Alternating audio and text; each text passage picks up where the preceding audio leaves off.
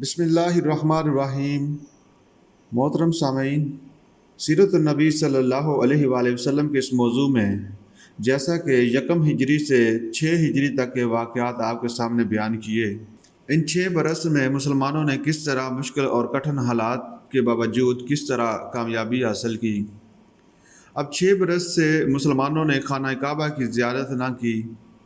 ان کے دل میں اور خصوصاً مہاجرین مکہ کے دل میں حج کعبہ کا شوق روز بروز بڑھ رہا تھا۔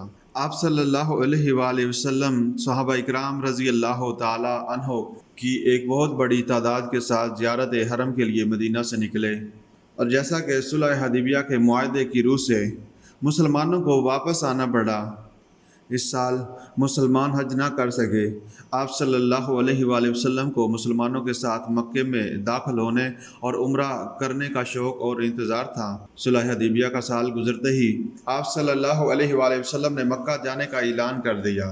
آپ نے ان مسلمانوں کو خاص طور پر ساتھ لیا جو گزشتہ سال آپ صلی اللہ علیہ وآلہ وسلم کے ساتھ عمرہ کے لیے گئے تھے، مگر معاہدہ hdhibiya کی وجہ سے عمرہ نہ کر سکے۔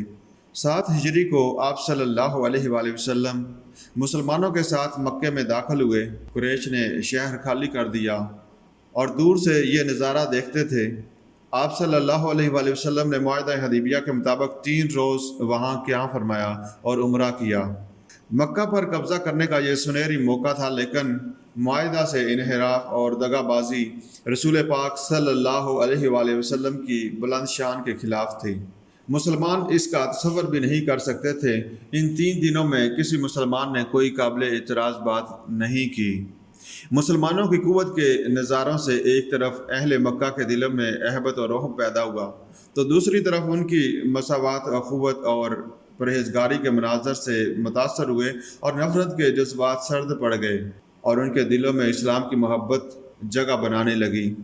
آپ صلی اللہ علیہ وآلہ وسلم قریش کو بھی دین اسلام میں شامل کرنا چاہتے تھے۔ یہ محض خواہش نہ تھی، سچی آرزو تھی، جس کی تکمیل کے لیے آپ صلی اللہ علیہ وآلہ وسلم نے باقاعدہ منصوبہ بنایا تھا۔ اس منصوبہ کی پہلی کامیابی معاہدہ hdhibiya اور دوسری کامیابی آپ صلی اللہ علیہ وآلہ وسلم اور مجاہدین کا مکے میں آزادانہ داخلہ تھا۔ ان دونوں کامیابیوں نے فتح مکہ کی راہ ہموار کر دی۔